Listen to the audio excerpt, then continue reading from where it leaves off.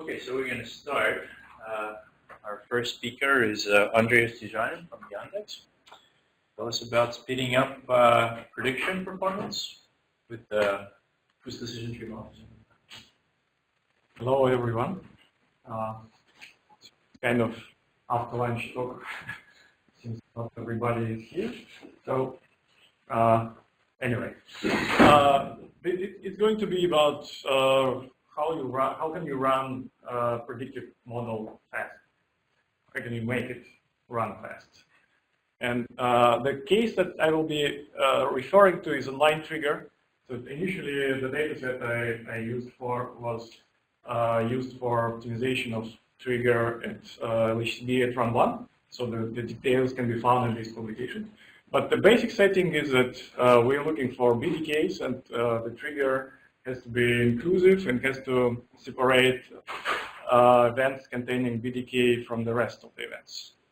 The important thing that we work on the level of secondary vertices. Basically, in the data set, we have features that describe those and track description.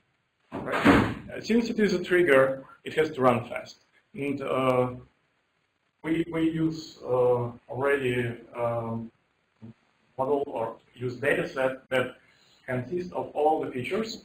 It's roughly 10 features, so not very complicated, but still we have to make it run online. This is basically the setting, so we have to separate events of the BDK from generic proton-proton collision and make it with the highest possible efficiency given background projection rate. This is generic setting of the problem, right? So you get a classifier or get kind of model, you train it on the data set and make sure the quality of the model is as high as possible. But two considerations, two important things. The first one is, since it is supposed to run in the trigger, we have a certain amount of bandwidth, certain bandwidth that we may be able to fill. It means that we are not interested in the whole range of background efficiency or false positive rate. We're interested only in small fraction. So we'll be looking as a figure of merit on average efficiency of the classifier in this region.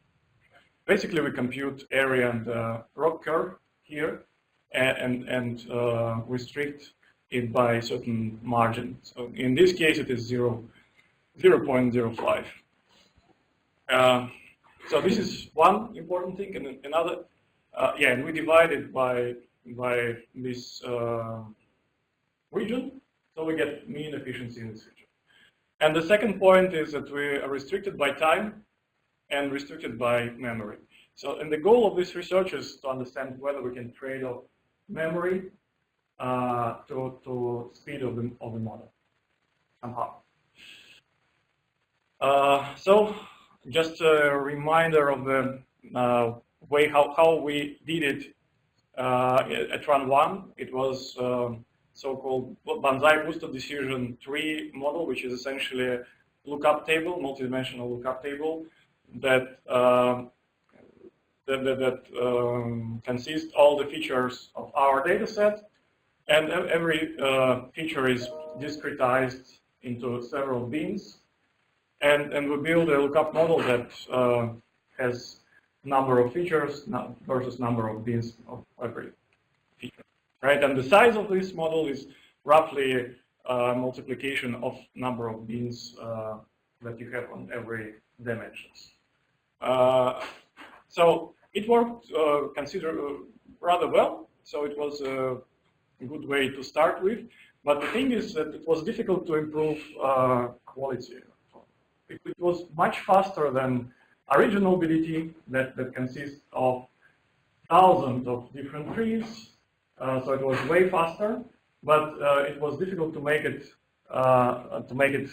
much more accurate, or consider a little less accurate than original model.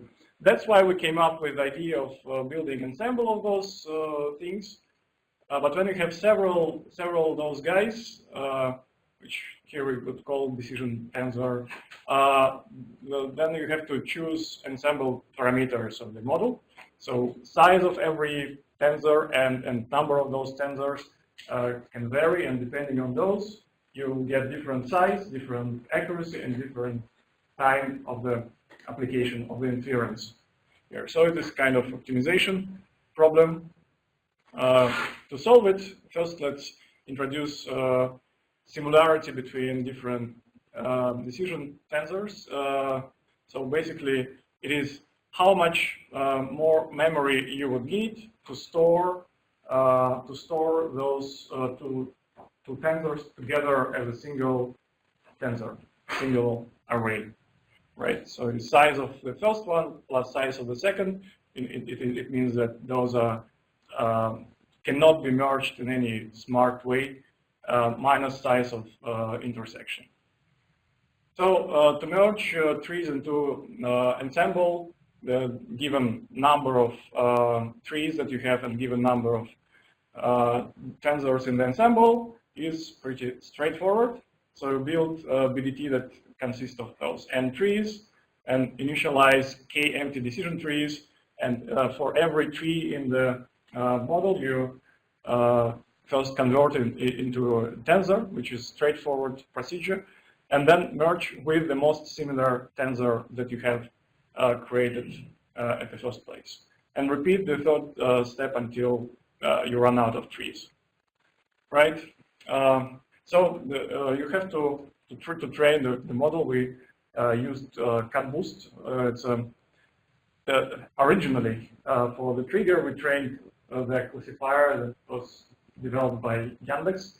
It's called MatrixNet. Now it is has its cousin that is open source on the GitHub, and a few features of this library is that it uses oblivious trees, which means that inference is much faster because every oblivious tree splits not the subspace on every split, but splits the whole space of all parameter space, and it makes it inference 10 times faster, given 10 a number of depth of the tree. So it takes one operation to apply a oblivious decision tree, and it takes 10 operations to apply a regular decision tree. So this is one thing. So it's already quite fast, I mean, compared to regular boosted decision tree models. The second thing, it can discretize features. It does discretize features by default. So it operates internally on binned values of the features. And the third option, it can run in a mode that takes existing model trained sometime before, and just builds on the residuals of this model from the dataset. So it kind of can produce augmented models to something that you already have. And usually to give good performance, you have to create models that have hundreds of trees or even 1,000, and those are a little bit slow. But given having in mind the procedure of merging trees into this decision tensor ensemble, you can follow these steps. So starting from the number of started on number of tensors that you get given time restrictions. So roughly one tensor is number of features you put inside of it. It's number of lookups. So you can roughly estimate number of tensors that you can afford. Then you train ACAT boost classifier with a few bins per feature. It's restricted by memory that you have, 1 gigabyte, for example.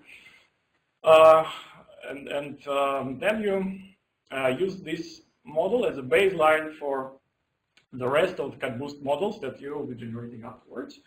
And then the merge of all the trees into the first decision tensor of the ensemble, and then repeat this kind of random search optimization for improving this model that you obtained on the second step. So you train CAT-boost model with different parameters, which would be regularization and some other parameter, number of splits, for example, and convert this model to decision training sample of size k minus 1. And then we remove those DTEs that exceed the memory restriction. So after this step, we end up with the best possible configuration that fits into the memory and is bearable, fits into the time restrictions. So those two conditions are met, and since so this random search can be, well, you can improve this as well, but usually if you repeat it many times, it gives you a pretty good result out of the box. And then we choose the one DTE that gives the best quality on the test sample, and this is it. So the experiment, the procedure that we, the data set that we applied to the procedure above, or we use the procedure above on this data set. So it contains 1 million secondary vertices, which correspond to 160K events, 10 features. We split the whole data set into training sample, testing sample. Testing sample is needed to produce the best model and best model for evaluation, and then validated those models on the 25% of the original sample. We restrict the model to fit into 1 gigabyte of memory and measure time of the inference applying this model to each secondary vertex one by one. So there is no batching involved because in trigger settings it is not possible to do in the framework to apply it to the batch and apply and measure the time of this inference on the whole validation set. So this would be time that you see on the you see below. So and these are results that you have. It's number of lookups, which is number of operations you have to do with the model that you have to get the result, to get the prediction for a particular secondary vertex, right? And you see that this is CAT-boost original BDT. So you have different points on this curve that correspond to different number of trees that you have, and it displays number of lookups versus efficiency that you're interested in. So starting from 10 trees to 5,000 trees, it ranges. So the efficiency grows from 0.5 to 0.6 roughly, and this is how number of lookups grow. Of course, number of lookups is not exactly maps to the performance, but to the timing of the model because of the caching, because size of decision tensors are much higher and they cannot fit into the cache of the machine. But anyway, so here you see 3 different tensor ensembles that are built given a restriction of a certain amount of memory, right? So 150 megabytes, 400, and 1 gigabyte. And those how they behave. So you see that the more memory you spend on building such a model, the better efficiency you have. And but the different points that are displayed on this curve correspond to different number of tensors in the ensemble. So the more ensembles the more tensors you put, the more lookups you need to make. So this is one part of the result, but as I said,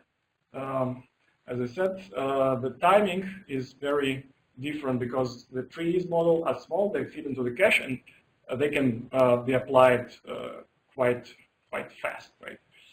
Efficiently, if cache is not occupied by anything else. So this is timing versus efficiency, but still you see you gain like factor of 2 with the ensemble model versus regular trees. And these are just summary. So it's up to 0.5 faster and with equal figure of merit and 20 times fewer lookups required. But if you compare the original 5,000 model, it requires 1,000 more lookups than DT, and the degradation of the quality is really marginal. So this is basically what I wanted to mention. So the most important thing that you can, using this approach, you can run your BDT models in real-time environment, and it improves quality according to our previous research, and it gives you like a way how to trade off quality versus speed, given additional resource of memory that you can afford. Thank you very much.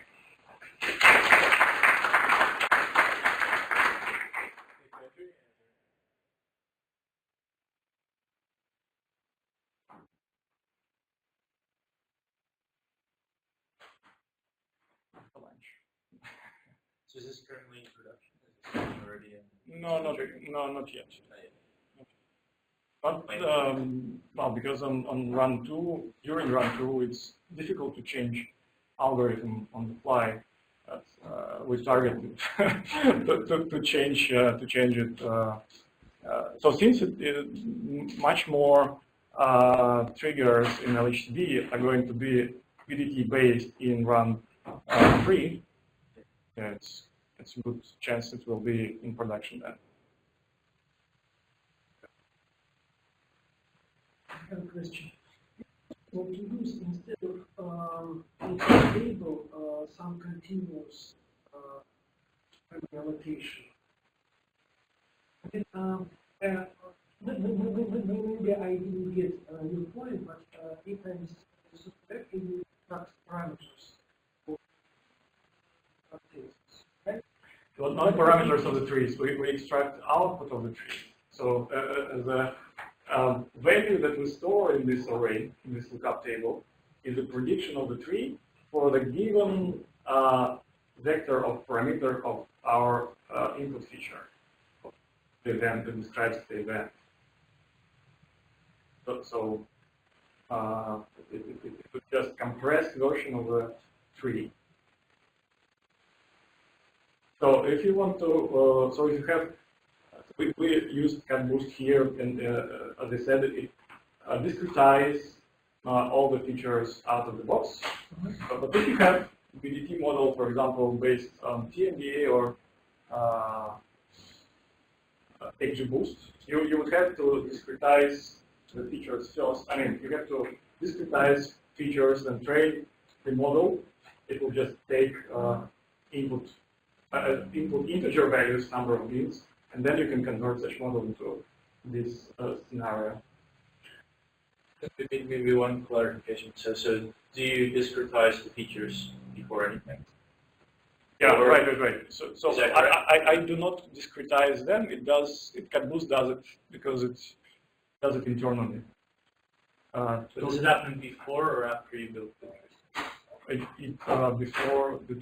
Before trees. Yeah, I think there was a question the other day from it's not here, from Piotr, with a difference, a comparison to what was done in the study by Andrey in CMS. And the big difference that I see is that in this case, don't discretize it first, you discretize it after you make the tree based on the trees, as opposed to first. So it is a different thing. So okay, it's a side comment, but I just wanted to make sure I understood this point. Okay. All right. Thanks. Any other questions?